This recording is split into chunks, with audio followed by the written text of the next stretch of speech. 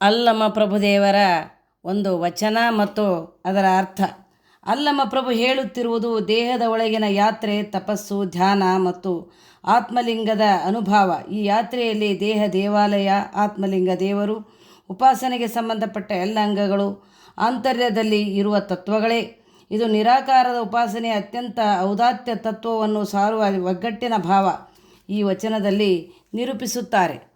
ಆ ವಚನ ಇಂತಿದೆ: ತನುವೆಂಬ ದೇವಸ್ಥಾನದೊಳಗೆ ಮಸ್ತಕಾಗ್ರವೆಂಬ ಸಜ್ಜಾಗ್ರಹದಲ್ಲಿ ಪ್ರಾಣಲಿಂಗ ಸ್ವಯಂಭು ಪ್ರತಿಷ್ಠೆಯಾಗಿರಲು ಗುರುವೆಂಬರ್ಚಕನು ಮಂತ್ರವೆಂಬಾಗಮಿಕನು ಸಹ ಇಷ್ಟಲಿಂಗವೆಂಬುತ್ಸವ ವಿಗ್ರಹವನು ಕರಸ್ಥಲವೆಂಬ ರಥದಲ್ಲಿ ಮೂರ್ತಿಗೊಳಿಸಿ ಆ ಕರಸ್ಥಲವೆಂಬ ರಥಕ್ಕೆ ಜ್ಞಾನ ಕ್ರಿಯೆಗಳೆರಡು, ಪಾದದ್ವಯವೆರಡು ಕೂಡಿ, ನಾಲ್ಕು ಗಾಲಿಗಳಂ ಹೂಡಿ, ಪಂಚೇಂದ್ರಿಯಗಳೆಂಬ ಪತಾಕೆಗಳಂ ಧರಿಸಿ, ಏಕೋಭಾವವೆಂಬ ಕಳಸವನ್ನಿಟ್ಟು, ದಶವಾಯುಗಳೆಂಬ ಮೊಳೆಗಳಂ ಬಲಿದು, ಸಪ್ತಧಾತು ಎಂಬ ಜಲ್ಲಿಪಟ್ಟೆಯನ್ನು ಅಲಂಕರಿಸಿ, ಅಷ್ಟಮದ ಸಪ್ತ ವ್ಯಸನಗಳೆಂಬಾನೆ ಕುದುರೆಗಳು ಸಹ, ಮಹಾನಾದವೆಂಬ ಬೇರಿ ವಾದ್ಯಗಳಿಂ, ಷೋಡಶ ವಿಕಾರಗಳೆಂಬ ನರ್ತಕೀಯ ಮೇಳಧಾರತಿಂ, ಅಂತಃಕರಣ ಚತುಷ್ಟಂಗಳೆಂಬ ಚಾಮರಧಾರಕರಿಂ, ಮನವೆಂಬ ಭರಜಿಯಂ, ಕರ್ಣಂಗಳೆಂಬ ಕಾಲಾಳುಗಳಿಂ ಪಿಡಿಸಿ, ಸುಬುದ್ಧಿ ಎಂಬ ಭೂಮಿಯಲ್ಲಿ ಆನಂದವೆಂಬರಸು ರಥವಂ ನಡೆಸಿ, ನೆನಹು ನಿಷ್ಪತ್ತಿ ಎಂಬ ಸ್ಥಾನದಲ್ಲಿ ನಿಲ್ಲಿಸಿ, ಇಷ್ಟಲಿಂಗವೆಂಬುತ್ಸವ ವಿಗ್ರಹವನ್ನು ಹೃದಯ ಕಮಲವೆಂಬಂತರಾಳದಲ್ಲಿ ಮೂರ್ತಿಗೊಳಿಸಿ, ಆನಂದವೆಂಬರಸು ನಿರಾಳವೆಂಬ ಪರಿಮಿತ ಪಟ್ಟಣವ ಪ್ರವೇಶವಾದನು ಕಾಣ ಗುಹೇಶ್ವರ.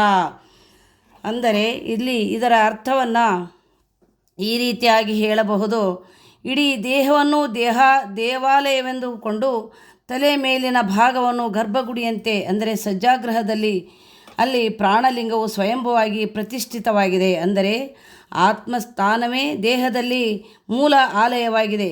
ಗುರು ಎಂಬುವನನ್ನು ಅರ್ಚಕನಂತೆ ನೋಡಲಾಗುತ್ತದೆ.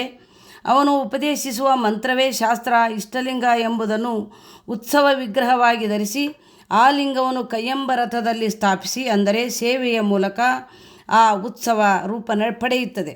ಜ್ಞಾನ ಕ್ರಿಯೆಯನ್ನೇ ಎರಡು ಪಾದಗಳಾಗಿ ತೆಗೆದುಕೊಂಡು ದೇಹವೆಂಬ ರಥವನ್ನು ನಾಲ್ಕು ಗಾಲಿಗಳ ಮೇಲೆ ಸಾಗಿಸುವಂತೆ ಮಾಡಬೇಕು.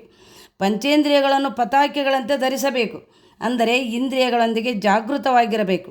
ಏಕೋಭಾವ ಅಂದರೆ ಏಕತ್ವದ ಅನುಭವ ಎಂಬ ಕಳಸವನ್ನು ರಥದ ಮೇಲಿಡಬೇಕು.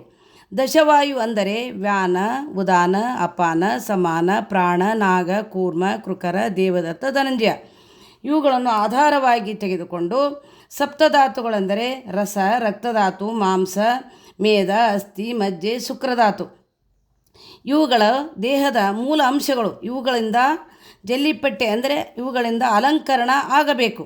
ಇನ್ನು ಅಷ್ಟಮದಗಳು ಅಂದರೆ 8 ವಿಧದ ಅಹಂಕಾರಗಳು: ಧನಮದ, ಕುಲಮದ, ವಿದ್ಯಮದ, ರೂಪಮದ, ಯೌವನಮದ, ಬಲಮದ, ಪರಿವಾರಮದ, ಅಧಿಕಾರಮದ ಇವುಗಳು. ಮತ್ತು ಸಪ್ತ ವ್ಯಸನಗಳು ಅಂದರೆ 7 ದೋಷಗಳು: ಜೂಜು, ಬೇಟೆ, ಕಠೋಕ್ತಿ, ಮದ್ಯಪಾನ, ಸ್ತ್ರೀಲೋಲುಪತೆ, ಶಿಕ್ಷೆಯ ಕ್ರೌರ್ಯ, ಧನವ್ಯ ಇವು ಕುದುರೆಗಳಂತೆ ಈ ದೇಹದ ರಥವನ್ನು ಎಳೆಯುತ್ತಿವೆ. ಮಹಾನಾದ ಅಂದರೆ ಒಂದೇ ಒಂದು ಉಪಾಸನೆಯ ಗಂಭೀರ ಶಬ್ದ.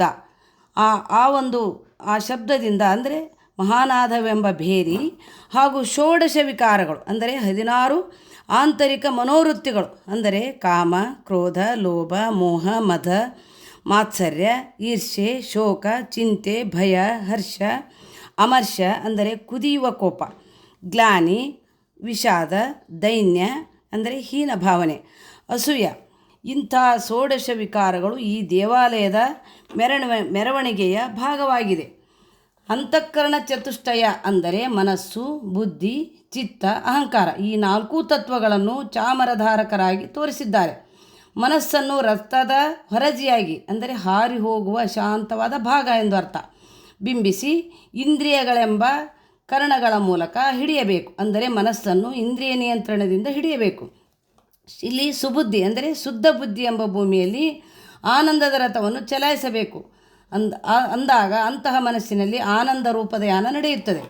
ಇನ್ನು ನೆನಪು ಅಂದರೆ ಜ್ಞಾನ ಮತ್ತು ನಿಷ್ಪತ್ತಿ ಅಂದರೆ ಪರಿಪೂರ್ಣತೆ, ಬುದ್ಧಿ, ತತ್ವ ಸಾಕ್ಷಾತ್ಕಾರ ಎಂದು ಹೇಳಬಹುದು ಎಂಬ ಸ್ಥಾನದಲ್ಲಿ ಆ ರಥವನ್ನು ನಿಲ್ಲಿಸುತ್ತಾರೆ. ಅಂದರೆ ಆಧ್ಯಾತ್ಮಿಕ ಯಾನ ತತ್ವ ಸಾಕ್ಷಾತ್ಕಾರದ ಹಂತವನ್ನು ತಲುಪುತ್ತದೆ.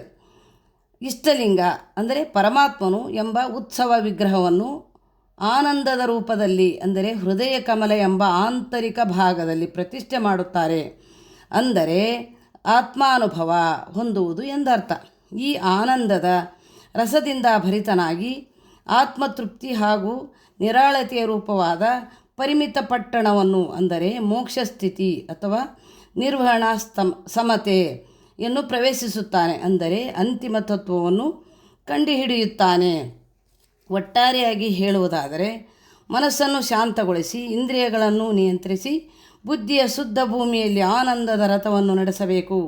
ಈ ಯಾನ ನಿಷ್ಪತ್ತಿ ಸ್ಥಿತಿಗೆ ತಲುಪಿದಾಗ ಪರಮಾತ್ಮನನ್ನು ಇಷ್ಟಲಿಂಗ ಹೃದಯದಲ್ಲಿ ಪ್ರತಿಷ್ಠೆ ಮಾಡಲಾಗುತ್ತದೆ. ತದನಂತರ ಆತ್ಮನು ಆನಂದದ ನಿರಂತರ ಸ್ಥಿತಿಗೆ ಪ್ರವೇಶಿಸುತ್ತದೆ.